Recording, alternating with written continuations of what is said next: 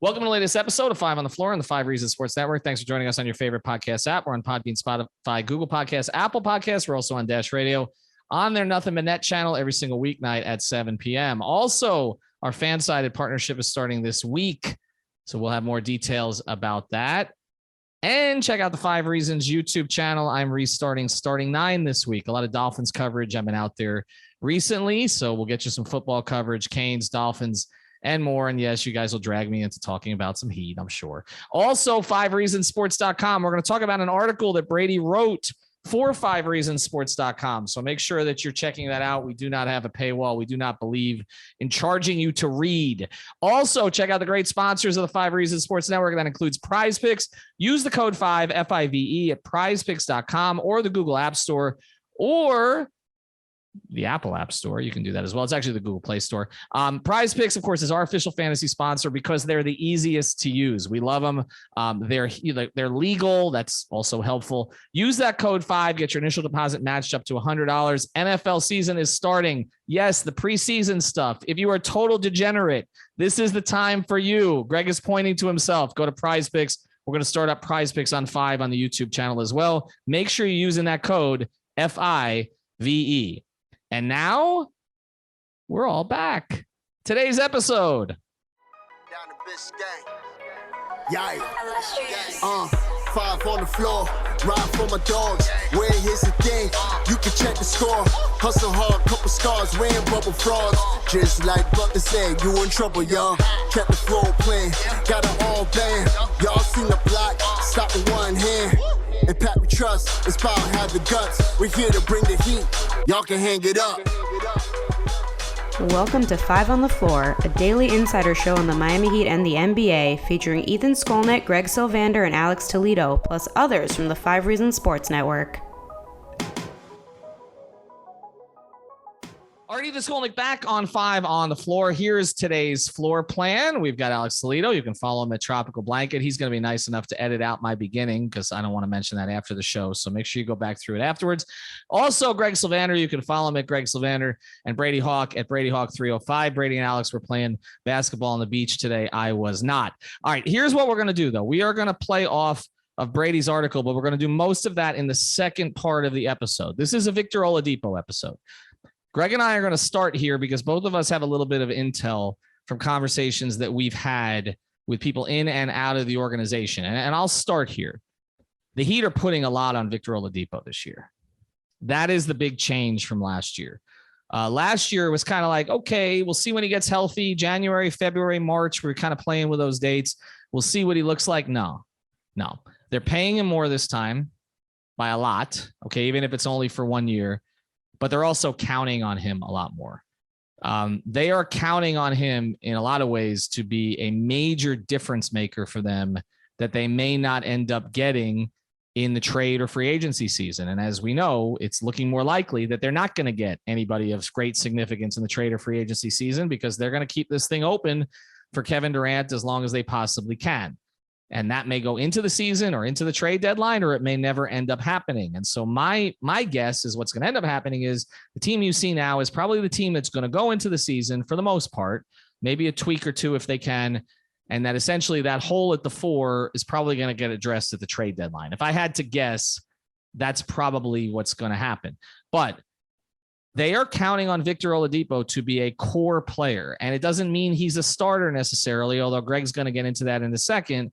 But it means that they're tilting in a different direction. We've talked about this. They want to have more offensive punch this year. They know that Vic can defend. They've seen it already. They believe he's going to be healthy now, but they believe that offensively he can give them something now as he gets more in tune with his body and with his teammates that they didn't have last season. Every conversation I've had with Heat officials, high up Heat officials, about the idea of running it back. And they don't like the way that we've characterized this. I can tell you a lot of them don't. Okay. At the highest levels. Okay. They mention Vic. You guys are not accounting for Oladipo. I've been told, I can't tell you how many times I've been told that we think he's going to be a different player this year. So a lot of this episode is going to be about, do you believe in Victor Oladipo to be a significant contributor? Because they are counting on him, maybe not to be all-star Vic, but to be a high-level player for them this year that they can count on. We're going to get to Brady's article in a second and let Alex and Brady break down the X's and O's. But, Greg, what have you heard?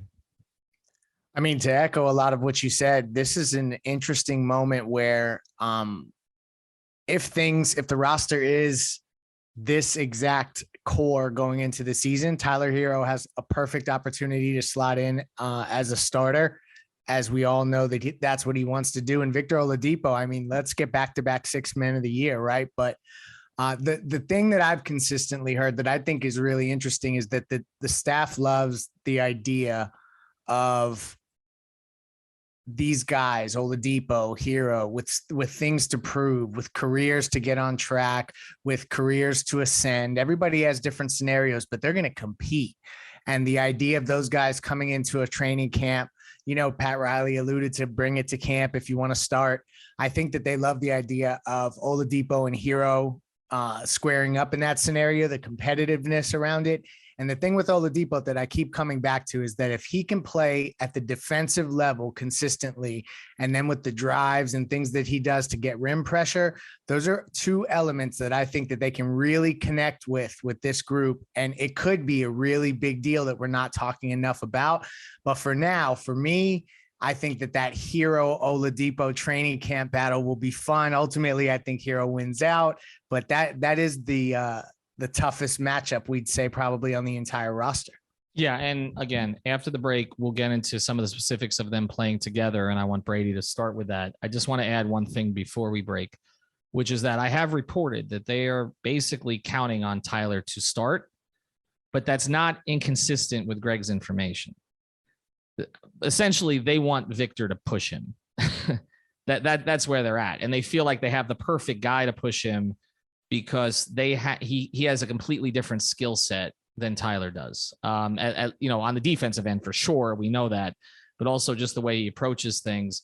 And he has a pedigree. Now, Tyler has a pedigree. Tyler is a minted 6th man of the year, right? Who we still believe is going to get an extension here at some point. Victor would have gotten huge extensions if he'd been healthy. So they see this as that type of competition. But I have reported before that of the things that Tyler's caught in the middle of, which is 1, will he be traded? 2, will he get that extension? And 3, will he start? I've been told consistently, and I reported this a couple of weeks ago, the starting is the thing not to worry about.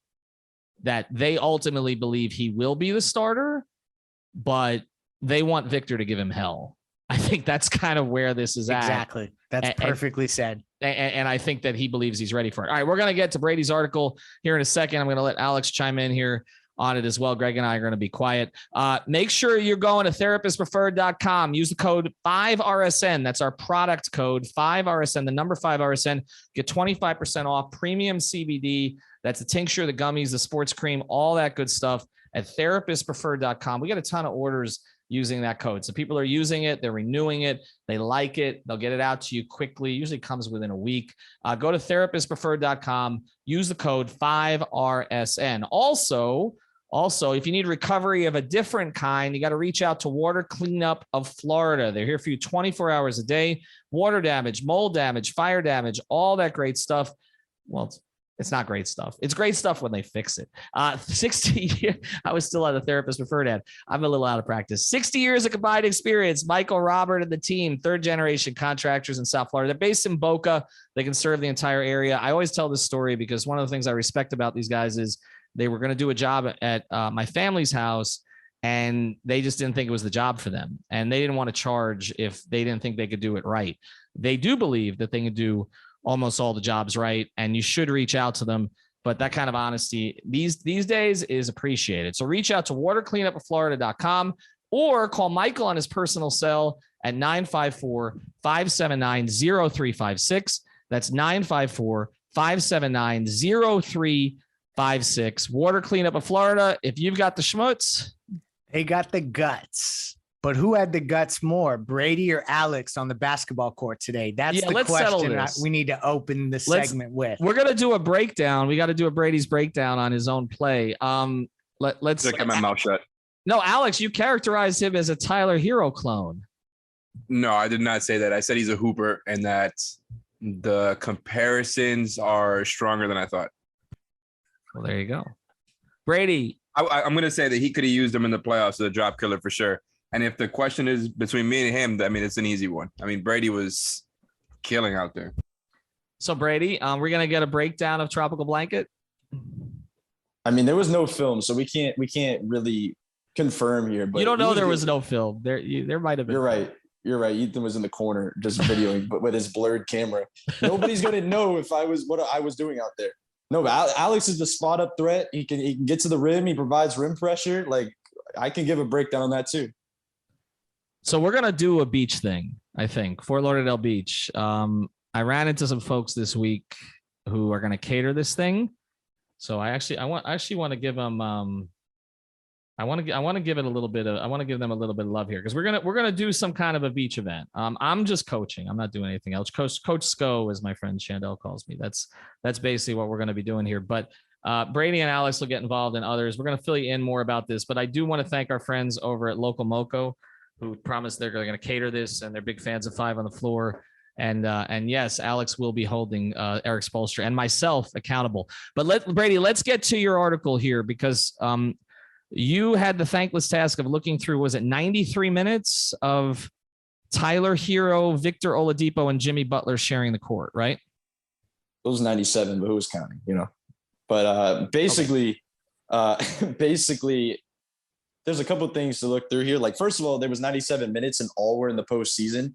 And it's funny because I don't think we really caught on to this as it was happening, but like, they basically went to that throughout the entire playoff run. Like, they basically said, we're going to put these three on the floor and just try it and see what happens. In the first round against the Hawks, it was a little bit slower, but they got to it. In the Philly series, it really worked. And the Boston series, a little bit tougher to get to the rim and create movement. So there was issues there. But in terms of regular season, there's definitely some things that can translate over. I think the biggest thing is like movement. Like, when you look at those minutes, like if they are moving, it's a real threat in the half court. Like, the issue is that there's times when Tyler and Oladipo are off the ball watching Jimmy run pick and roll, and it's just, there's not going to do that. Like, the point of putting three creators on the floor is to not treat them like spot up threats. Like, that's basically the entire point of doing it. And then the thing becomes the simple stuff, like spot up shooting. Like, is it going to be Tyler and Depot being confident, comfortable, very good spot up shooters in the corner? Like, if they can do that, that elevates it even more. But something that was interesting was, like, if I had the numbers, it was 107 offensive rating and 111 defensive rating when Jimmy, Tyler, and Depot shared the floor, which Tyler's kind of advanced metrics were kind of very down in the postseason. So a lot of those numbers are a little weird anyway. But if you add Bam to those three, it shoots up to a 121 offensive rating. And if you watched what was happening, it completely aligns there. Like, the way they used Bam in those minutes was completely different than the way they used, like, when he was off. They played him much higher. They played him above the break. And as I showed in that article, there was just plenty of plays where all they did was just shoot those type of guys like Tyler and Depot off the wings. And they had easy backdoor cuts. They used Tyler as a guy, as a threat. As we saw in the Philly and Atlanta series, they were so worried about him that there was plenty of times where two shot his way and Jimmy's backdoor wide open for an easy dunk. Like, Bam is kind of the bridge to this working, if we think about it like that, which ideally those are four of your better players. I think ideally you'd want those four on the floor together, be able to play together late in games. But I think that's just an intriguing kind of addition there. And if I throw in one more player that was just very intriguing, was you add those four with an extra shooter, which in this case was Max Strus. It jumps up to a 132 offensive rating and a 95 defensive rating. Like, that lineup with those five was very good in the postseason. It was limited, but it was very good because you have a true shooter who can throw around the entire court, run around, throw a defense off with a defender chasing, and you just have three true creators that could possibly do stuff on the ball. So I just think it's interesting. Like, when we talk about not making an addition, like, first of all, I'll say, we keep saying, like, running it back without minus PJ. Like, technically, if we're talking regular season, they are running it back minus PJ, but plus Depot. Like, they didn't have Depot last regular season. So technically we could say that. And the last thing I'll throw on there is paint touches were, like, the most important thing. The issue is when they're just sitting around the top of the key, swinging around the ball, and nothing's being created. When they're getting pressure on the rim, getting 2 feet in the paint, kicking, like, that's where I think this stuff could really work. Can it be done consistently throughout a regular season? Because those are the questions. It could be done throughout a specific run. We saw that in the playoffs, but consistency will be the problem. So it'll just be interesting to see how they handle it. But I am very confident that they'll run this lineup out. Like, we can have these discussions about who starts, Tyler or Depot, but I think them playing together, being able to play together is more important than who starts where. Like, being able to have a true kind of death lineup or a closing lineup that could do stuff on both ends and have multiple creators, like, that's the ideal way to go about this. So I think we could probably have more of a discussion about the closing lineup, I guess, than the starting lineup. All right, a couple things here, and then I want to go to Alex on this. First thing, when you mentioned drive and kick, it kind of brings back memories of the 16-17 season when that's pretty much all they ran with Waiters and Dragic, and they had a lot of success with that. The second thing is, when you're talking about these lineups, we're basically talking about Jimmy at the 4. I mean, I suppose not going to want to characterize it, but Bam's going to be in there, right? So we're talking about the 5th is really Lowry or Strus, or I guess if he's still here, Robinson. I mean, that's kind of what you're looking at for spacing. And you mentioned the lineups were good with Strus, but this is about, Alex, getting their 5 best players on the floor consistently. That has been said to me a lot. In fact, the term, we want the right 5 on the floor on there, trademark, 5 Reasons Sports Network. Alex, I guess, what do you like about it? What do you not like about it? And who should be playing with them? Let's throw Bam in there with the 3 of them, because we know that's going to happen. Who's the 5th? Oh yeah, Bam's a clear one. I think Vic also has a natural chemistry with Bam as a roller, and I think he's one who tends to look for the roller as a playmaker. So I think them getting going together is definitely a part of this. But as far as this lineup together, like I said, I think you go either way with Kyle or Max. And I think as long as you have an extra shooter out there who you feel good about, you can make it happen, man. Like, I think these are the types of lineups that they're going to need to hit, especially in the playoffs, right? Because like we mentioned before, that's probably when they lean more into the Jimmy at the 4 stuff if they don't, get another starter by then. And I think once you get into that point, like, these are the exact types of lineups you need to work out. I think you need lineups where not only are your best players on the floor, but it's also like, these are all the guys who can make plays with the ball in their hands, right? Even if you don't have Kyle on the floor there. Like, I just think the variations work out.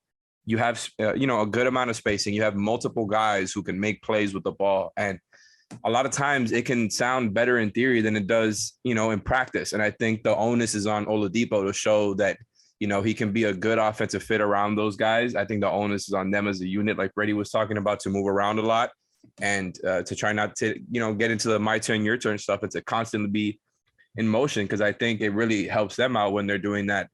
And, I don't know. It's not going to be something that I think is an easy fit right away, but I do think it's something that if they try to, work it out a little bit throughout the season, get that unit some reps, I think that's it could be a really nice weapon for them in the playoffs, especially if Vic, I think, has a better offensive year than he did in the playoffs there, where I think he had an awesome defensive playoffs. And then offensively, it was very up and down. Like, he had some okay games here and there, but, he ended up in the 20s and 3-point percentage and 30s and field goal percentage, right? And I know those are some of the basic ones, but just in general, I think the onus is on Vic, and the fact that the Heat are talking so highly about him makes me feel pretty good about his progress and about his ability to run the second unit by himself, and also, to get going in some of these lineups that we haven't necessarily seen him get going in yet. All right, Greg and I are going to take turns asking questions here of the 2 of you. Okay, that's how I want to do this. So let me ask you this, because this is the stuff that's going to come up from fans on this. Okay, so number 1, you look at that unit and it's small.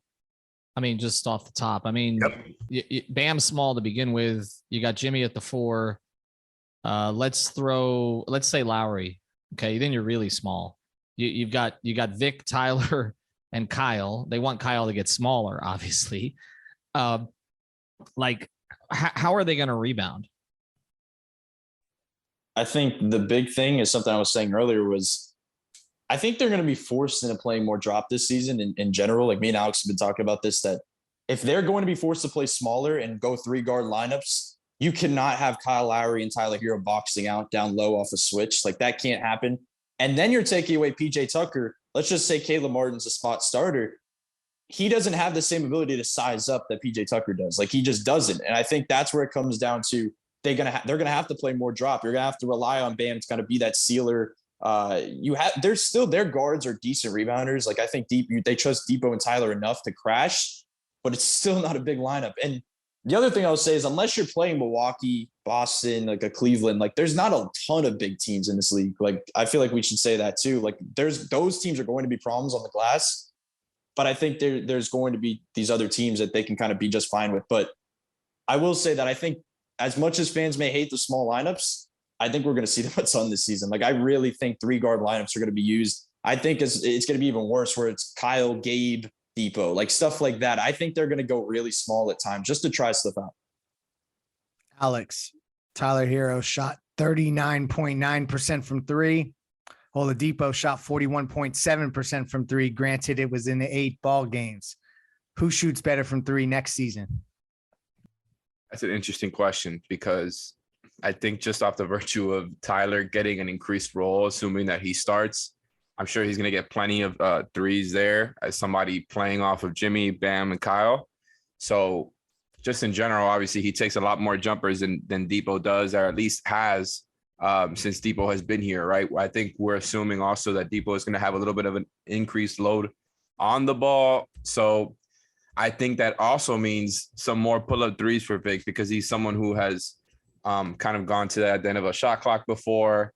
Not necessarily something that you want him to do all the time, but I'm just trying to, answer the question here. I think there's a good shot Vic can have it. I mean, if Vic has a higher 3-point percentage than Tyler, that's a good thing, but it would definitely be on lower volume. And I think if Tyler has a higher 3-point percentage than Vic, that's probably, I think, the more expected thing at this point, right? Even though he's going to be on higher volume, I think he's going to have plenty of times where he's going to be on and off ball. I just think he's the better shooter. It's not very close.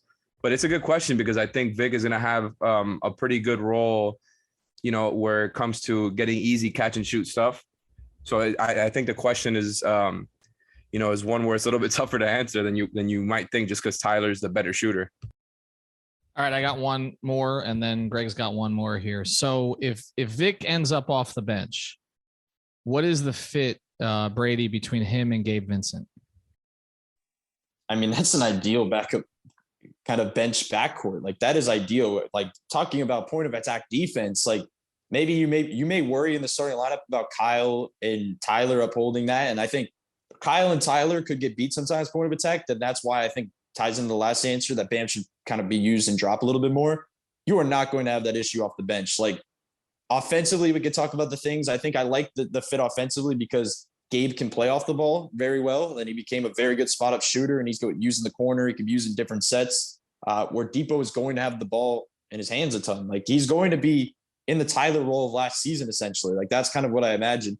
But that is let's just even say that Caleb's not the starter. Like if you can have Caleb off the bench with that group too, like it's just a lot of defense. But I think Caleb does end up starting at the 4 kind of for some games because you probably need a little bit more offensive creation next to those two and spacing. But I like the fit with those two. Like I think that's a solid bench in general if you could have those two at point of attack and kind of just mixing in everything. And then let's just say I personally think Yurtseven is the backup big this year over Dedmon.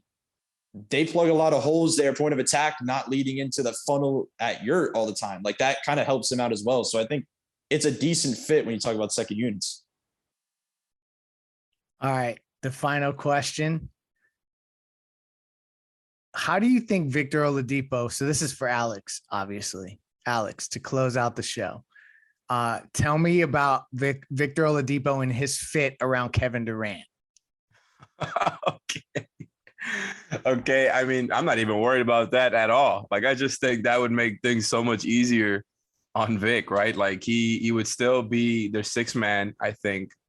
Tyler would definitely be out in that scenario. And if you have Jimmy, KD, and Bam, it's hard to worry about too much else, right? Just from there, right? But if you're just talking about Vic's fit specifically with KD, definitely not worried about it. Like I just think he's gonna get easy shots off of KD.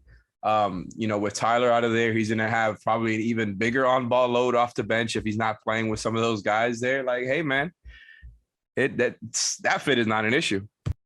This is the biggest sunshine pumping I've ever seen at the end of an episode. What is his fit next to Brady Hawk on Fort Lauderdale Beach? All right. Thanks to everybody for listening today. Like I said, we're back. You're going to hear more episodes coming up. Also, we got to get back on Off the Floor. Subscribe to Off the Floor We're doing top 5 lists. We're going to do one about the if you could design one final play with particular players involved in Miami Heat history, what would you design? So we're doing that on our Off the Floor feed. We're going to do an episode on it this week. We're also going to do an episode on the most frustrating players in Miami Heat history. That was suggested to me by a listener. I got to remember who it was, but I like that one. Alex, Super Cool is going to get mentioned here. All right, check out our sponsors, therapistpreferred.com. Use the code 5RSN. Prize Picks, use the code 5FIVE. Water Cleanup of Florida. If you got the schmutz, they got the guts. Good to be back. We'll be back all week. Have a good night, everybody. Thank you for listening to the 5 on the Floor on the 5 Regional Sports Network.